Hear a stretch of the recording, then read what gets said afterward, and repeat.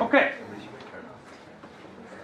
Today, we're gonna take a few notes on linear functions. It is still a function, right? We need to pass the vertical line test. At least one of these do anyway.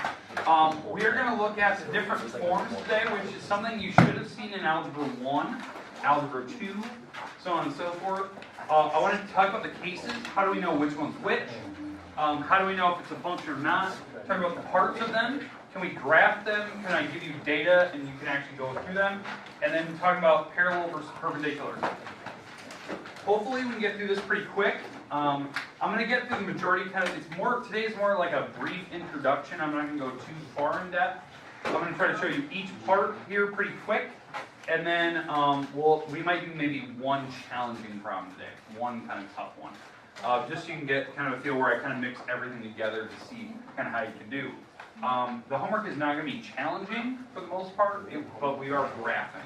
So you will get some graph paper eventually tomorrow so that we can actually practice graphing. Okay, keep that in mind.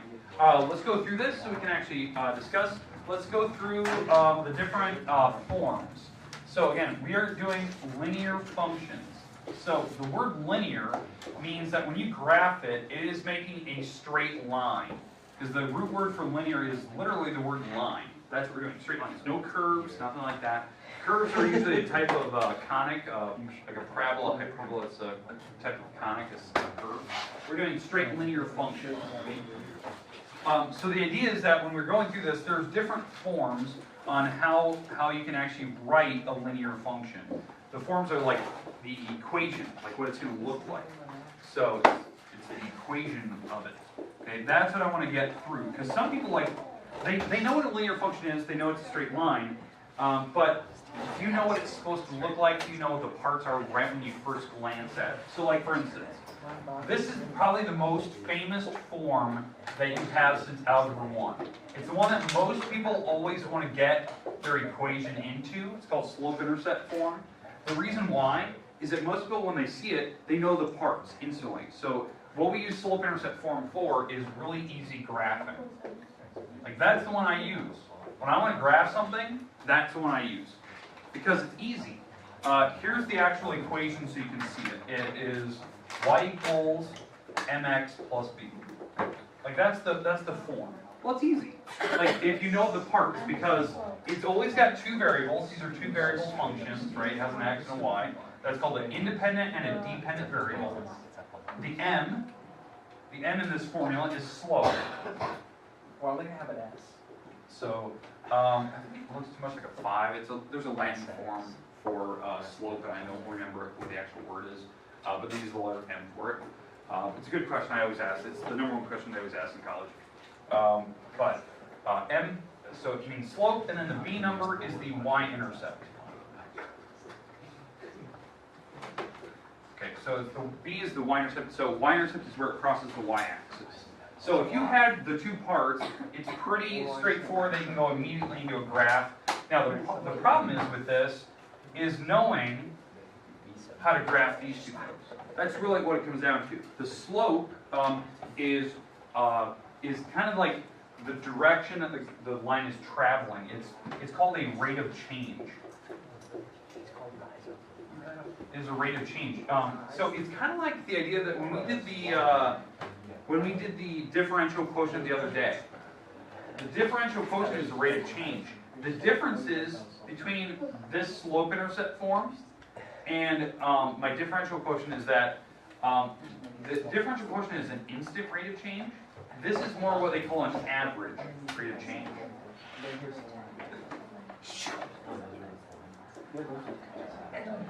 Okay, hey, let's cut up the conversations. Okay, so an average rate of change. Now the formula for slope, if you don't remember, maybe you're just one that you haven't seen it for a very, very long time. This is the formula that they teach you in Algebra 1.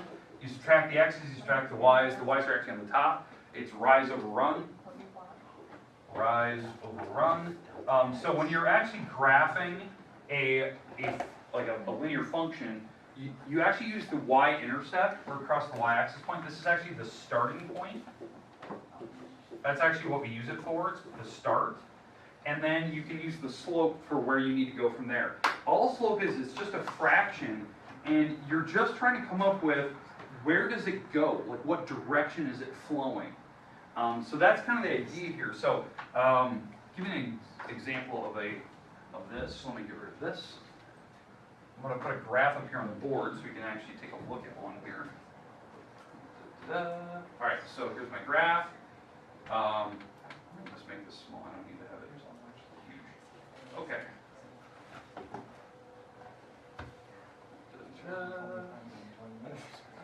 Okay, so here's my graph, and I want to graph, some form of a slope-intercept parameter. So maybe it's 3x minus 2. Well, that means that my slope here, my m, is 3 over 1. It's always a fraction, whatever it is. So this is my rise and run. And the second number is the y-intercept. It's the b number. Well, that's my starting point. So I'm going to start at -2 on the y-axis because that's my b number. And then the slope is telling where to go from there. It's the path I'm taking. I'm rising 3 from here and running 1, and it always goes to the right. We go left to right. So rise 3, run 1, rise 3, run 1. And you can get the pattern down. You can understand like where it's going, where it's coming from, and it is a straight line. Okay, that's the idea. The problem with most people that when they get to this form is just drawing the line in the right direction, because if it's negative, it's going down. Negative slope goes down, it's decreasing, that's the rate. We're decreasing as we go left to right, it's the rate of change. Since this is a positive number, we're going positive. It's increasing as we go. It's an increasing function, that's what we call it. Any questions with why we have slope-intercept form? It's the go-to graphing one. It's the one that most people always use in Algebra 1. The other forms, you typically see in like an Algebra 2, like point slope form standard.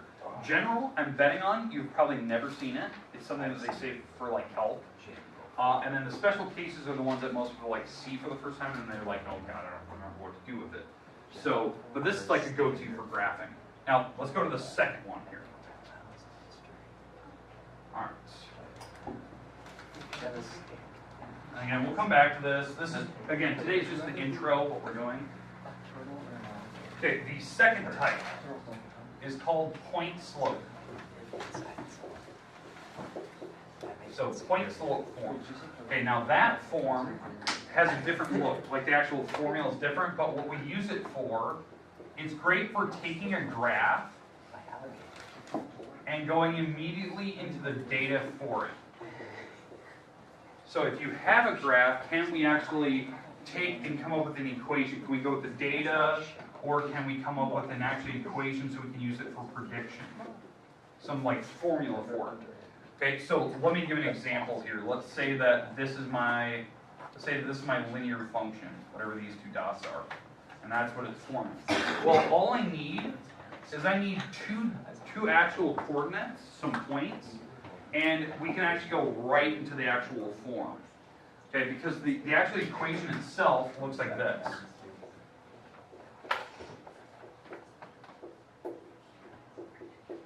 That's actually the equation, the form, what it looks like. And the reason why we use it is because all I need is data, the numbers, and I can plug the numbers directly into here, and it gives me an equation, so now I can use it for predicting later on. Now, obviously, I know as I go left to right here, this is a decreasing function, so I know the slope is negative, so I can get kind of a feel for it. But what would happen like if I asked, what would the data be for maybe the number 10, like over here? Well, that'd be way down here. And without, following the slope, or finding the graph, maybe I want the equation for it, I want to know what the exact number is. Maybe it's a decimal. This form is really good at predicting that.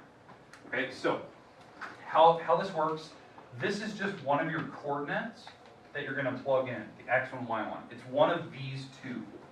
I don't even care which one you pick. Which one do you want? Top one or bottom? Top. Okay. Say it again? Top. Okay, we're going to pick the top one. So this top one is -1, bless you. So -1, 1, 2, 3, 4, 5. So that's -1, 5. So we're going to use that coordinate in here. So y minus the 5, m, x minus the -1. And again, if you want to make this, instead of writing a -1, if you just want to make that a +1, that's fine, because minus a negative, so that I can make plus. And again, where I'm getting those numbers, this is my x number, that's my y number, that's why I'm just plugging into the x and y. Notice I always subtract them wherever they are. So I didn't care that was a -1, I still subtract it.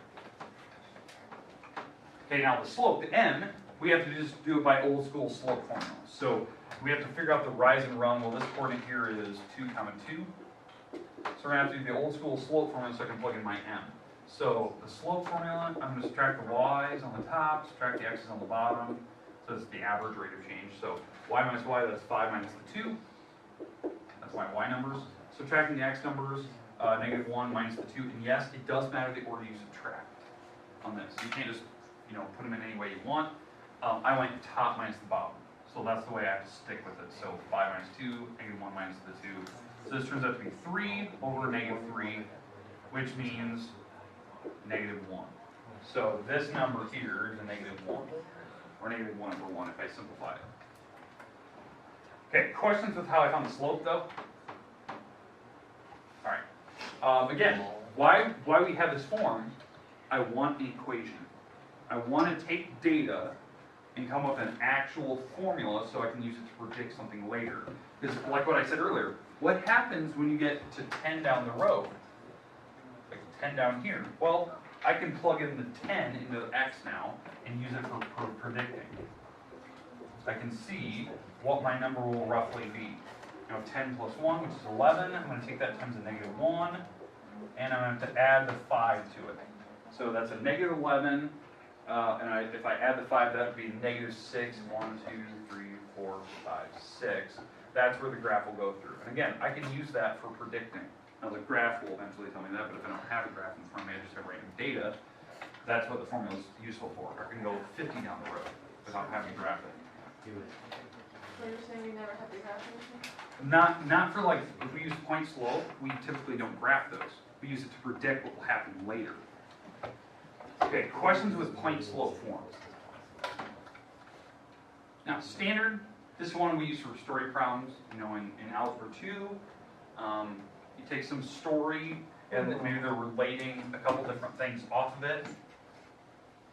So, one of the story problems I can think about from Algebra 2 using standard form is when they talk about, you're buying 3 apples and 4 bananas, right? 3 apples plus 4 bananas, and you're spending a certain amount of money. Well, that's your function, right? It's using different variables. The actual formula what we use it for is for story problems. That's what it's really great for. And coming up with the formula really quick, even though I don't have data, I just have like a word problem that's based on. The actual formula itself looks like this. It's AX plus BY equals C, where the A, B, and C are what they call integers. They're integers. They can't be decimals, they can't be fractions. They have to be just positive, negative numbers. And typically, they actually want the number for A to actually be a positive number. So if you need to rearrange it, you need to make sure that the A is a positive number. So to give you an example, like what I did earlier, 3 apples, 4 bananas, and maybe I spent $12.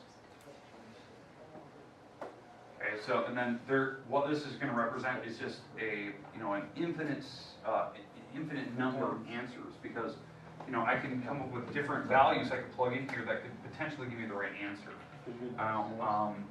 For instance, this could be maybe the apples are $4 a piece, and the bananas are free that day, and that would give me 12 out of that thing. Or maybe it was the other way. Or maybe they're paying you to take the bananas. Yeah. So. So it's negative. Oh, it's a negative number. Yeah, there's a good way to think about it. Maybe they're giving you money back for just taking the bananas off their hand. So that type of thing. So what is that? 0, 3. So yeah, so it's like any number in here. Now, typically I wouldn't graph standardized problems like that, standard problems. The easiest way to graph a standard form is plugging in zeros into it and then figuring out what the other coordinate is, plugging a 0 in for y, figuring out what the x should be, plugging in a 0 for x, figuring out what the y should be. And that's why I graphed here, is figure out the x and y intercepts. But we typically don't graph them. We just use it for predicting. In fact, we'll see that later this year. we'll do systems, where you have two equations stacked, and you have to solve for x, solve for y in the system. But what we do in PreCalculus, we do it for 3-variable problem. So a 3-dimensional picture. Can you figure out the common spot where they graph, where they cross in 3 space? We'll do it for what they call a matrix. So we'll look at that. Okay, any questions with the form for standard? Now notice, there's no slope in there right now. There's no y-intercept. You have to actually find them later. So that's just something I want you to know. Okay? We're going to come back to that one tomorrow. We're going to really talk about how to rearrange that one so you can actually see it. All right, general form. Okay, general form is the #1 form they typically use in calculus, but it's general form. General form looks a lot like, so it looks like standard, but the difference is, it's called standard, there we go. It looks like standard form, but they rearranged it. How they rearranged this, they moved the c to the other side, and they put a 0 on the one side. So this is what general form looks like. It's ax plus by plus or minus c, it doesn't really matter, equals 0. They want to get a 0 there, and I don't care if this is a plus or minus. I don't really care if these are all positive or negatives. But this is what the form typically looks like. Okay, I don't care what the c numbers can be positive or negative. It doesn't really matter. A, B, and C are just integers. Now, why we ever do that for calculus and pre-calc? We do that for factoring. You've got to get 0 on one side so you can factor and solve for x. That's what we usually use it for. Now, the weird part is it has 2 variables, but we can still solve. We can still try to factor apart full common factors and all that good stuff. Okay, so that's general form. Notice it's the same as general or standard, but we move the c to the other side and put 0 on the one side. And we usually put x first, y second, the whole number. Okay, and again, it's used for factoring. That's what we use it for. All right, last one, the special cases. All right, special cases today. I'm going to try to show you how I can remember them, differentiate them apart, so hopefully this makes sense to you. Okay? All right. So how do we do the special cases? One form is called a horizontal line. Okay, a horizontal line. Horizontal means the horizon, right? That's the key word there. Well, that's a line like this. Y equals 5. Yeah, exactly right. It's always, when you're in a horizontal line, you always have the letter y, and then you put some number behind it. So maybe it's y equals 5. Yeah. And maybe that's the number I'm going through. I don't know if that's 5 or 6. 1, 2, 3, 4, 5. So it's 5. So it's y equals 5. Because it only has one variable, and that's the only axis that you actually touch. Because it doesn't matter what x numbers you pick, that the y number will always be 5. That's the idea. So when you're trying to plug in x numbers, you're trying to plug in a 1, or you're trying to plug in a -20, it doesn't matter. The y will always be 5. And so it just makes a horizontal line the whole time. Because you're only hitting one axis. Okay? Now, vertical lines, vertical line only goes through the x-axis. So that would be x equals some random number. So maybe it's something like this. That's a vertical line. Those are not functions. They don't pass the vertical line test. There's an infinite number of points up and down. But, for linear purposes, there is a line that can represent that. So in this case, it would be like x equals 10. So I'm going through all the numbers that were x is 10. So it didn't matter if, what your y numbers are. The x is a 10, then the y number will be any number above or below. Okay, makes sense? Like the different forms. Now, obviously what we're going to be talking about tomorrow is how does slope relate to all 4 or 5 of these cases. How do we actually do parallel versus perpendicular? How do you know when you're supposed to graph, when we're not supposed to? We're going to do pretty difficult problems tomorrow based on this. Be ready to go. I will hand out graph paper tomorrow so we can actually practice this in class before I assign homework. Now this assignment that I've given you, the page 172, it is due on Thursday, I believe. I said, no, Wednesday, tomorrow, Wednesday. It's due Wednesday. I'm going to try to get it graded and hand back to you Thursday in case you want to make a fix and hand it back in Thursday. So if you hand it in tomorrow or whatnot, I'll try to get it back to you by Thursday. Okay, the rest of the time is yours. Take some time. We're going to do about 20 minutes. What are they asking for? Different questions? My brother is, I don't know. Oh wait, your brother's a Now here's the question. Did you watch the video yesterday? What do you make it? I forgot.